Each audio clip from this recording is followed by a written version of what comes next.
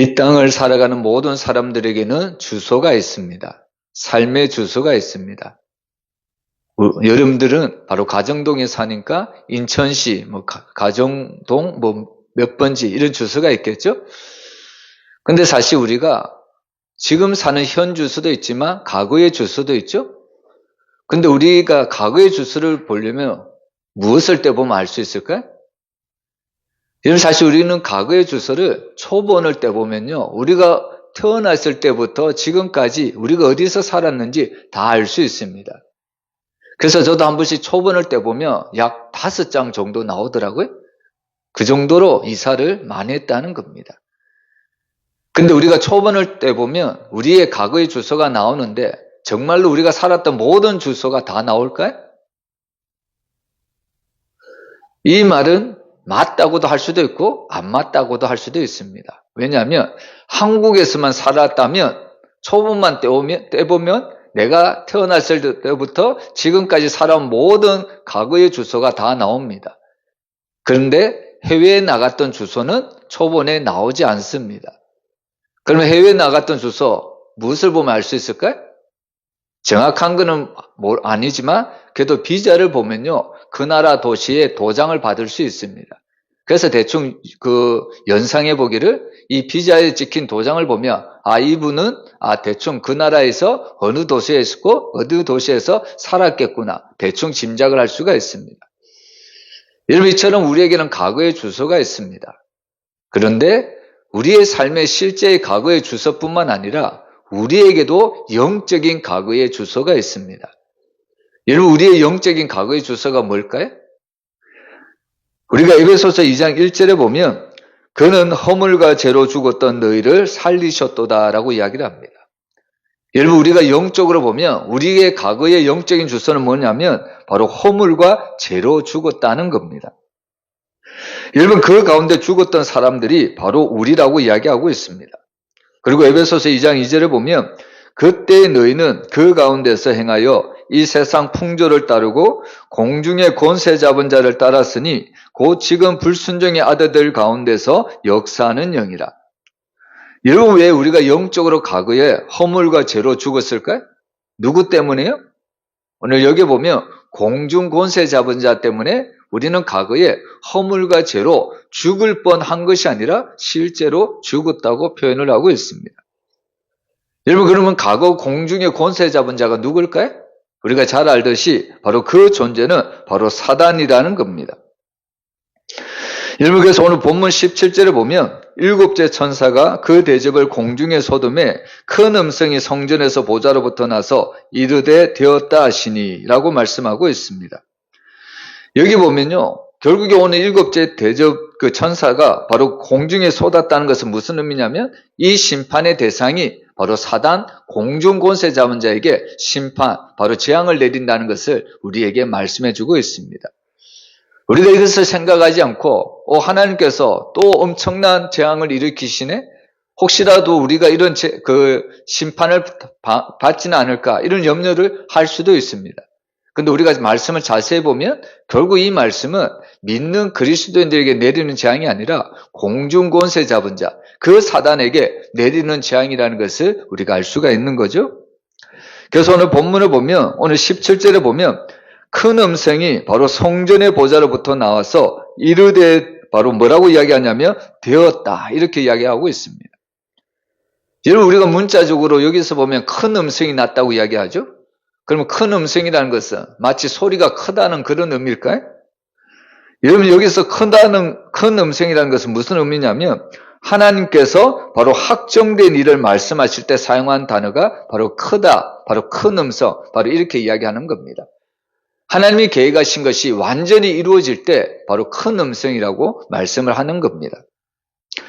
여러분, 우리는 이 말씀을 어디서 우리가 유추해 볼 수 있냐면 예수님이 십자가에서 달리셨을 때 마지막에 뭐라고 이야기하셨을까요?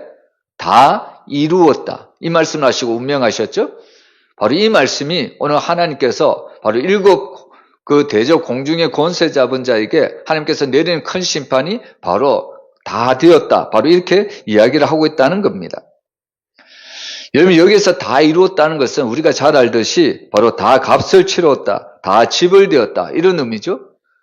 그래서 사실 이 헬라어의 이 다 이루었다는 단어의 뜻을 살펴보면요, 상업적 용어로 사용되었던 단어인 것을 알 수 있습니다. 여러분, 이 단어는 경제적인 단어입니다. 여러분, 어떤 사람이 노예로 팔려갔습니다. 근데 그 노예로에서 다시 자유인의 삶을 하려고 하면 어떻게 하면 될까요? 그 노예된 자에게 어떤 값을 주인에게 주고 그 값을 사면은 그 종이 내 종이 될 수도 있고 그 종이 바로 다시 한번 자유인의 삶을 살아갈 수가 있다는 겁니다. 여러분, 우리는 영적으로 앞에서도 봤지만 죄와 허물로 죽었던 사람입니다. 일평생 바로 공중의 권세 잡은 사단에게 이끌려 죄의 종으로, 죄의 노예로 끌려갈 그런 처지에 있는 사람들입니다. 근데 예수님이 십자가에서 다 이루었다. 그 말은 바로 예수님께서 자신이 친히 자신의 모든 것을 다 치루어 주시고 우리를 그 죄의 종에서 해방시켜 주셨다. 우리를 이제는 자유인의 삶으로 우리를 이끌어 주셨다. 이 말씀을 하고 있다는 겁니다. 그래서 우리는 이런 단어를 바로 속량이라는 단어에서 우리가 쓸 수 있는 겁니다. 여러분, 많은 사람들이 있지만 또 이 땅에는 정말로 선한 사람들이 많고 또 이 땅에는 정말 내가 그렇게 닮아가고 싶은 사람들이 너무나도 많이 있지만 그러나 그럼에도 불구하고 아무리 선한 사람이라고 할지라도 아무리 내가 닮아가고 싶은 사람이라고 할지라도 그 죄로 누구도 그 죄에서 자유로울 사람은 아무도 없다는 겁니다.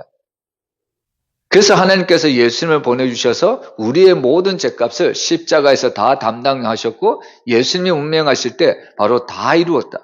이제 내가 너의 모든 죄값을 다 치루었다는 겁니다.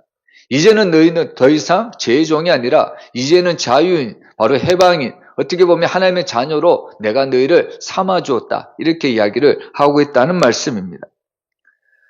근데 우리가 여기서 다시 한번 우리가 기억을 해야 될 것은 뭐냐면요. 우리는 그 예수님의 십자가에서 다 이루었다. 그리고 예수님이 우리의 모든 것을 다 속량하셨다. 우리는 이것을 어떻게 이해하냐면 예수님의 십자가의 죽음과 그 값을 지불한 사건은 우리를 죄에서 건져내시고 우리를 죽음에서 사망에서 건져낸 것으로만 이해할 때가 많이 있습니다. 여러분, 물론 이것도 맞습니다. 그런데 더 중요한 것은 예수님께서 우리의 모든 죄값을 속량하셨다는 것은 다 이루었다는 것은 우리의 모든 죄를 우리의 모든 죽음을 다 해결하실 뿐만 아니라 최종적인 바로 하나님의 나라로 들어가는 구원의 완성까지 하나님께서는 포함하셔서 다 이루었다. 오늘 우리에게 이렇게 선포를 하고 있습니다. 그래서 항상 우리는 예수님의 십자가를 두 가지로 기억을 해야 합니다. 예수님의 십자가는 죽음뿐만 아니라 바로 부활까지 우리가 생각을 해야 된다는 겁니다. 그래서 예수님의 십자가에서 다 이루었다는 것은 우리의 모든 죄값을 다 치르셨다. 우리가 그것뿐만 아니라 결국은 그것을 통해서 우리는 완전한 구원을 받을 수 있었다. 여기까지 나아가야 된다는 말입니다. 여러분, 우리가 신앙생활하면서 참 쉽지 않는 것이 뭐냐면 때로는 이런 비진리가 바로 진리보다 더 위에 있을 때 우리는 때로는 세상에서 헷갈릴 때가 너무나도 많이 있다는 겁니다. 진리보다는 거짓이 판을 칠 때가 많고요. 때로는 선한 사람보다는 악인이 잘 되는 것을 보고 신앙의 기초가 흔들릴 때가 너무나도 많습니다. 여러분, 오늘 KBS 그 뉴스를 봤는데요. 이 KBS 뉴스가 어떤 그것을 다큐를 해서 그 이야기를 하냐면 동성애에 대해서 다큐를 만들어서 이야기를 하고 있더라고요. 그래서 동성애 반대하는 쪽에 들어가서도 이야기를 들어보고 그리고 동성애를 찬성한 쪽에 들어가서도 이야기를 들어보고 그리고 각 사람에 대한 그 이야기를 방송으로 내보는 것을 제가 들었습니다. 그런데 어떻게 보면 이 KBS가 이쪽도 들어보고 저쪽도 들어보고 아주 어떻게 보면 공정하게 어떻게 보면 공정하게 이렇게 그 방송을 하는 것 같이 보였는데 제가 보기에는 동성애를 반대하는 쪽을 조금 어떻게 보면 안 좋게 보고 동성애를 조금 찬성한 쪽을 더 어떻게 보면 합당하게 이렇게 KBS가 방송을 내보는 쪽으로 제가 생각을 하게 되었습니다.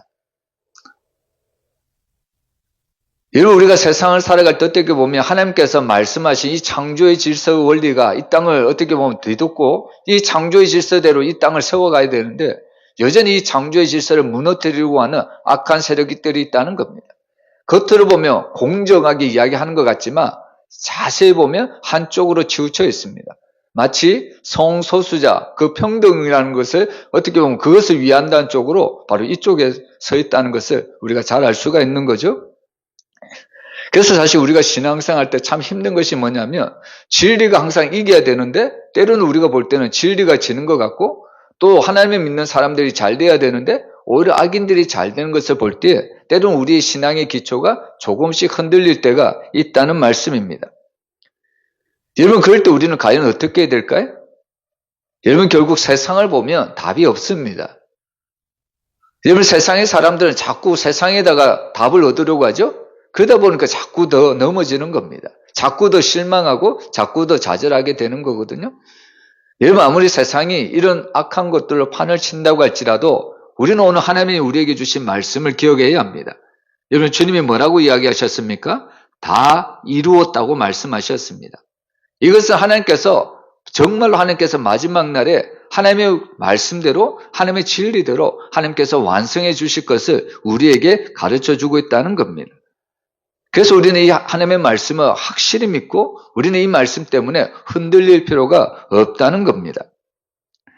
그래서 오늘 우리가 본문 19절에 보면 큰 성이 세 갈래로 갈라지고 만국의 성들도 무너지니 큰 성 바벨론이 하나님 앞에 기어가신 바 되어 그의 맹렬한 진노의 포도주 잔을 받는다고 이야기하고 있습니다.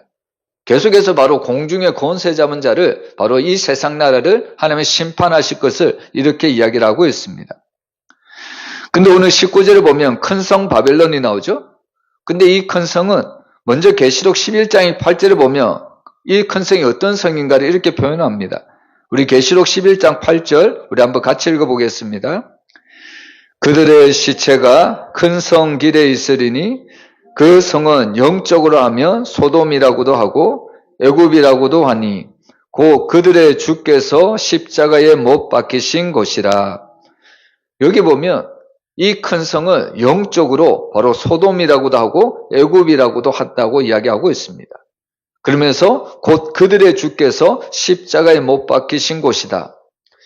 여러분 우리가 소돔이라고 하면 우리가 잘 알 수 있죠? 여러분 창세기에 나온 소돔은 너무나도 그 당시 번영했던 도시였습니다. 근데 우리가 알듯이 너무나도 번영했지만 이 도시 안에는 너무나도 성적 문란이 너무나도 심했습니다. 그래서 결국 하나님께서 바로 이 소돔을 바로 불과 유황으로 우리가 심판하셨다는 것을 우리는 잘 알 수 있습니다. 그리고 또 출애굽에 나오는 애굽은 어떤 나라입니까? 애굽이란 나라는 하나님의 백성을 학대하고 하나님의 백성을 노예로 종으로 삼았던 어떻게 보면 하나님의 민족을 바로 이 애굽이라는 세상 나라가 엄청나게 박해하고 엄청나게 학대했던 그 나라가 바로 애굽이라는 것을 우리가 알 수 있습니다. 결국 여기에서 그 소돔과 이 애굽이 뜻하는 바는 뭐냐면 바로 하나님의 나라를 대적하는 세상 나라를 바로 영적으로 소돔 또 영적으로 애굽 이렇게 이야기를 하고 있는 겁니다. 우리는 여기까지는 잘 이해할 수가 있죠? 근데 뒷구절이 좀 이상합니다. 왜냐하면 오늘 영적으로 하면 소돔이라고도 하고 애굽이라고도 하는데 문제는 곧 그들의 주께서 십자가에 못 박히신 곳이라. 여러분 예수님이 어디에서 십자가에 못 박히셨나요? 소돔에서 못 박히셨나요? 애굽에서 못 박히셨나요? 아니잖아요. 우리가 알듯이 골고다에서 예수님 십자가에 못 박히시지 않았습니까? 근데 오늘 계시록은 예수님께서 바로 소돔에서 또한 이 예수님이 애굽에서 바로 십자가에 못 박혀 죽으셨다 이렇게 표현하고 있습니다. 여러분 이것은 무엇을 얘기하냐면요. 예수님은 당신이 그 하나님을 믿는 하나님의 백성들, 그 백성들이 믿음 때문에 고통당하고 세상으로부터 억압당하고 그리고 세상으로부터 환난을 당하는 그 장소에 예수님은 여전히 동일하게 그곳에서 함께 고통을 당하신다는 의미입니다. 여러분 예수님은 성도들의 환난을 한순간도 외면한 적이 없습니다. 여러분 부모님이 그렇잖아요? 자녀들이 아파 보세요. 여러분 자녀들이 아프면 부모님이 발을 동동 구리죠? 어떻게 해서든지 이 자녀를 낫게 하려고 얼마나 애를 쓰는지 모릅니다. 여러분 한 번은 이제 경찰차가 도로를 이제 순찰을 하는데요. 갑자기 앞에 차가 딱 멈추더니 비상등을 딱 켜고 더 이상 이 앞차가 가지 않는 겁니다. 그래서 웬일일까, 이 뒤에 있는 경찰차가 이렇게 그 차를 유심히 보고 있는데 갑자기 그 앞차에서 문이 딱 열리더니 한 엄마가 한 아기를 안고 막 손을 흔드는 거예요. 경찰차를 보고. 그래서 무엇인가 자세히 봤더니 지금 이 엄마의 품 안에는 아기가 들려있는데 아기가 숨을 제대로 안 쉬고 있는 겁니다. 근데 상황은 어떤 상황이냐면 그 당시에 어떻게 보면 퇴근 시간이라 도로가 쫙 밀려 있는 겁니다. 한 발자국도 가지를 못하는 거예요. 그래서 사실 이 부모는 아빠가 운전하고 뒤에는 엄마가 탔는데 어떻게 해서든지 이 아이를 빨리 골든타임인 게 있으니까 어떻게 해서든지 이 아이를 빨리 병원으로 데리고 가려고 하는데 차들이 꽉 막혀버리니까 더 이상 갈 수가 없는 거예요. 그러다가 엄마가 딱 뒤를 돌아보니까 경찰차가 오는 것을 보았던 겁니다. 그래서 그 자리에 딱 차를 멈추고 손을 들고 경찰차에게 도움을 요청했습니다. 그것을 보고 이제 경찰차는 이제 급하게 그 엄마와 아이를 이제 뒷좌석에 태우고 사이렌을 올리겠죠? 그러면서 이제 급한 환자를 운송 중입니다 하면서 그러니까 차들이 모세 기적처럼 쫙 갈라지고 그러면서 어떻게 보면 평소에도 빨리 가도 예를 들면 평소에도 빨리 가도 한 30분 걸리는 그 거리를 희한하게 퇴근 시간인데도 한 10분 내로 그렇게 도착해서 그 아이가 무사히 치료받았다는 그런 영상을 본 적이 있습니다.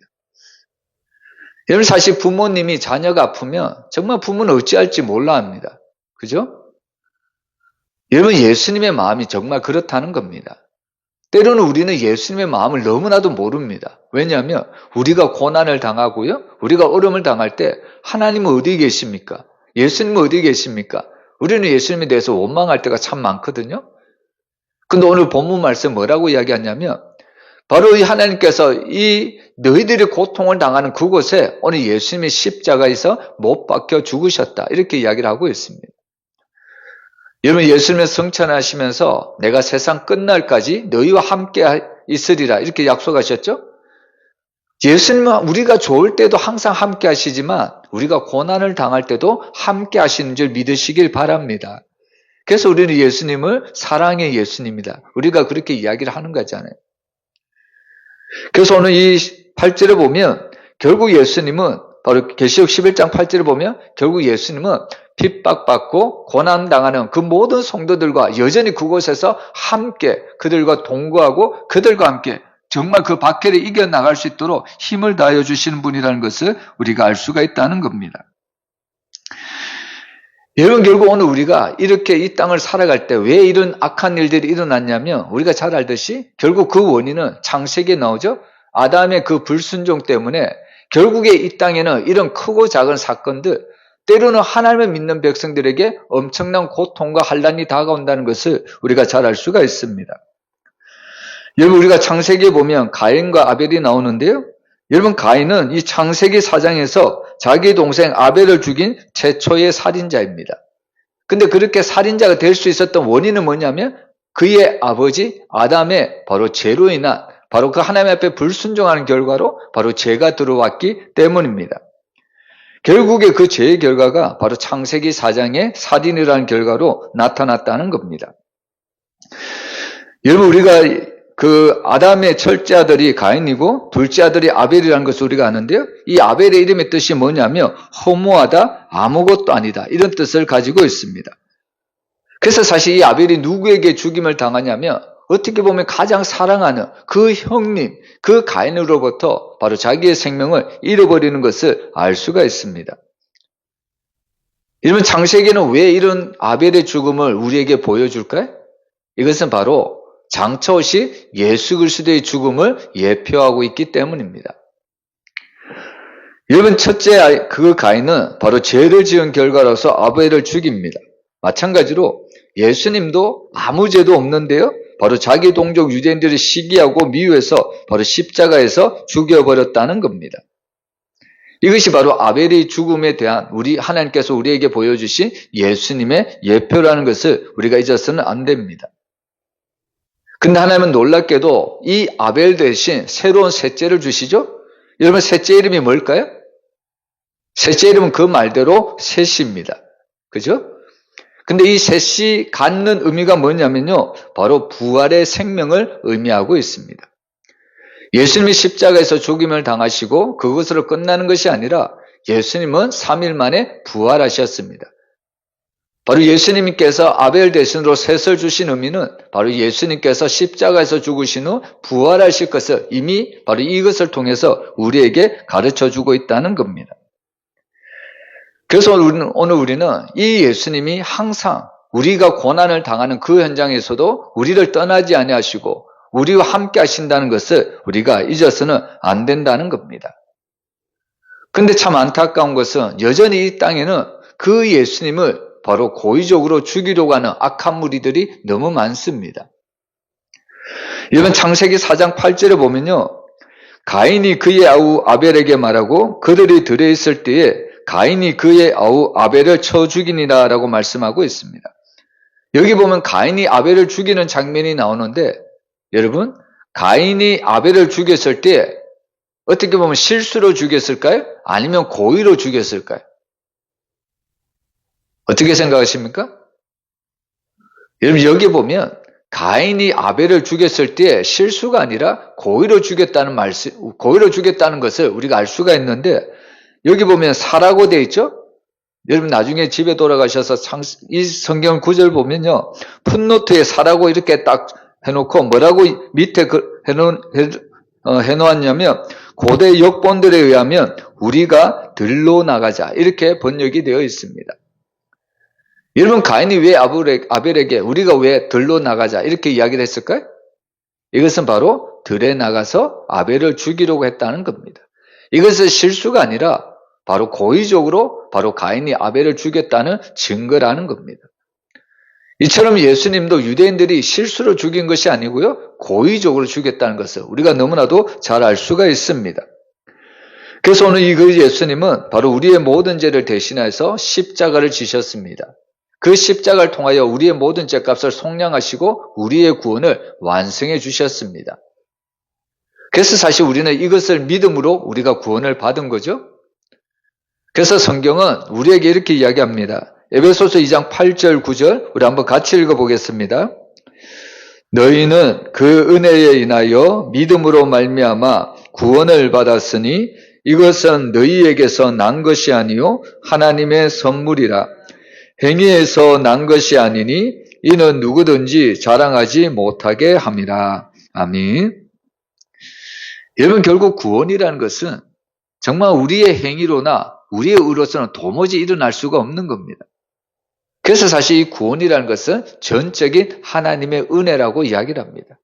그래서 다른 말로 하면 하나님이 우리에게 주시는 선물이라고 이야기를 합니다. 여러분, 세상에서도 주는 선물이 얼마나 좋습니까? 근데 하나님이 주는 선물은 세상과 주는 선물과는 비교할 수도 없습니다.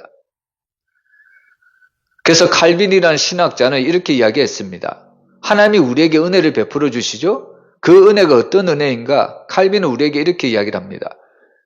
하나님이 우리에게 주시는 은혜는 바로 예수 그리스도의 의를 덧입는 것이다.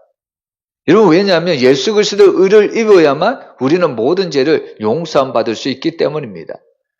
그리고 또한 그 하나님의 은혜를 칼빈은 뭐라고 이야기하냐면 하나님이 우리에게 주시는 은혜는 성화를 이루어가는 과정이다, 이런 이야기를 했습니다. 여러분, 사실 하나님을 믿는 성도들은 이 땅에서 거룩한 삶을 살아가야 되죠. 성화의 과정을 이루어갑니다. 근데 사실 우리의 믿음이나 우리의 의로서는 그 성화의 과정을 이루어갈 수가 없습니다. 마치 우리 스스로의 힘으로, 우리가 스스로의 의로, 우리가 그 성화의 과정을 이루어가려고 한다면 마치 이런 모습이겠죠? 마치 진흙을 마치 내 얼굴에 계속해서 덧붙이는 것과 똑같습니다.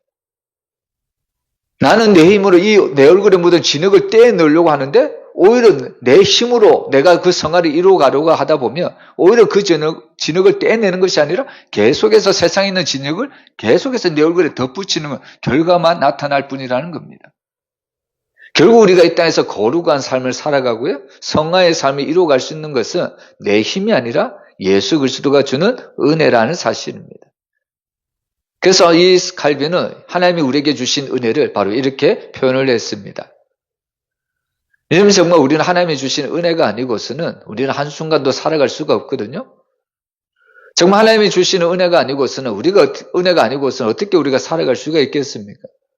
그래서 우리는 날마다 하나님의 은혜에 감사하고요. 그 하나님의 은혜대로 우리가 믿음으로 살아갈 수가 있다는 말씀입니다.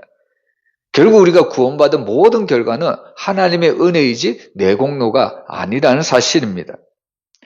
그래서 우리가 이것을 확실히 믿는다면요. 소돔과 애국 같은 그리고 바벨론과 노마와 같은 아무리 큰 세력이 우리를 대적한다고 할지라도 우리는 믿음으로 온전히 그 싸움을 싸우면서 이겨나갈 수가 있습니다. 그래서 오늘 본문의 20절, 21절 마지막 절에 이렇게 이야기하죠. 각 섬도 없어지고 산악도 간 데 없더라. 또 무게가 1달란트나 되나 큰 우박이 하늘로부터 사람들에게 내리매 사람들이 그 우박의 재앙 때문에 하나님을 비방하니 그 재앙이 심히 크미러라. 여기 보면 마지막 재앙이 엄청나게 크죠? 그런데 여러분 이 마지막 재앙, 엄청나게 큰 재앙 누가 받는 재앙입니까? 하나님을 믿는 성도들이 받는 재앙일까요? 아닙니다. 여기 보면 결국 하나님을 믿지 않는 세상 사람들이 받는 재앙이 바로 이런 큰 재앙을 받을 수밖에 없다. 이렇게 이야기를 하는 거죠. 여러분 그러면 왜 세상의 사람들이 왜 이런 큰 재앙, 마지막 심판을 하나님 앞에 받을 수밖에 없을까요? 그것을 우리가 앞에서도 계속해서 봤지만 여러분 여전히 이들은 하나님의 진노 가운데 있으면서도 하나님의 심판을 받으면서도 여전히 회개하지 않는다는 겁니다.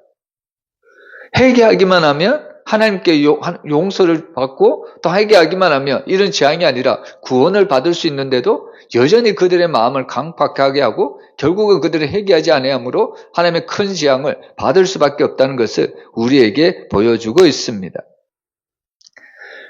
그래서 사실 우리는 오늘도 여전히 큰 재앙이 우리에게 들려지지만 여러분 이런 재앙 때문에 우리가 두려워할 필요는 없습니다. 이런 재앙은 바로 하나님께 믿지 않는 자들이 받는 재앙이지 믿는 자들에게 내리는 재앙이 아니라는 겁니다. 오히려 우리가 시편 말씀을 보면 하나님께 속한 당신의 백성들은 우리의 피난처가 되어주셔서 어떠한 재앙 앞에서도 우리를 안전하게 보호해 주신다고 약속을 하고 있습니다. 그래서 우리는 항상 나의 피난처 대신 그 예수를 믿고 우리가 살아가야 된다는 말씀입니다. 여러분 어느 유명한 신학자에게 당신은 왜 예수를 믿습니까? 이런 질문을 했습니다. 여러분 왜 예수를 믿습니까? 여러분 어떤 기자가 유명한 신학자에게 왜 당신은 예수님을 믿습니까? 이런 질문을 했거든요. 여러분 이 기자가 이런 질문을 한 의도가 있겠죠? 정말 이 사람은 유명한 신학자고 많이 배운 사람이고 뭔가 그 질문한 기자에게 뭔가 우리에게 어떻게 보면 그 기자가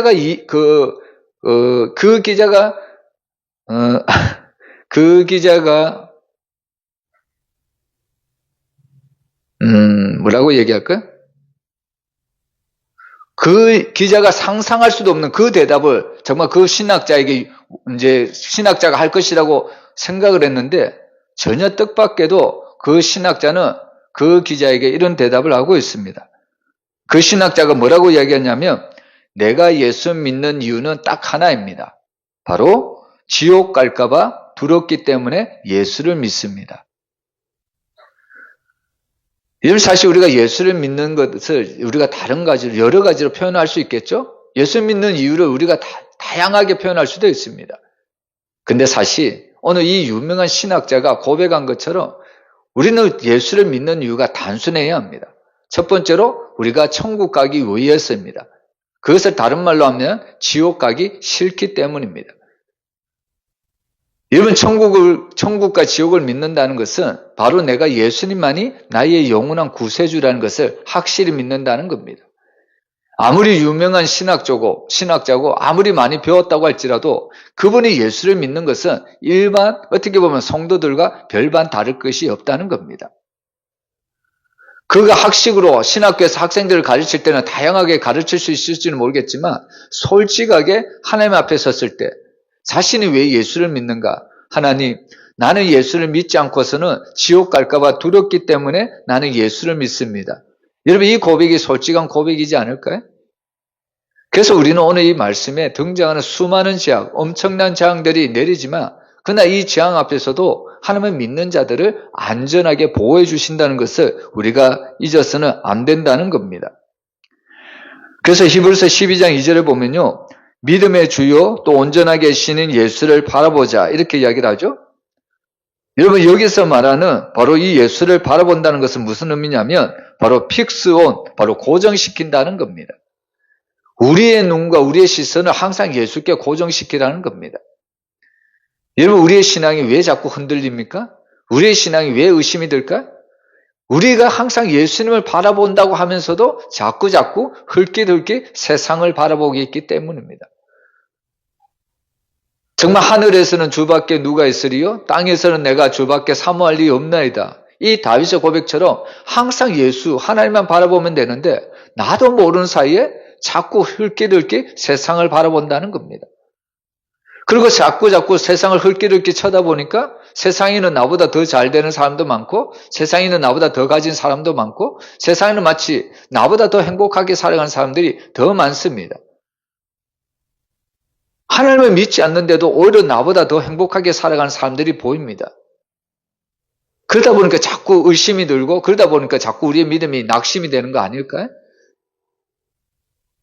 근데 히브리서를 기록한 말씀을 제가 배경을 말씀을 드렸듯이 이 히브리서를 기록한 목적은 바로 이 당시 박해 때문에 환난 때문에 믿음의 변절자가 생겨나는 그런 상황 가운데 온전히 예수만이 우리의 유일한 구원자라는 강력하게 선포하기 위해서 히브리서를 기록을 했습니다.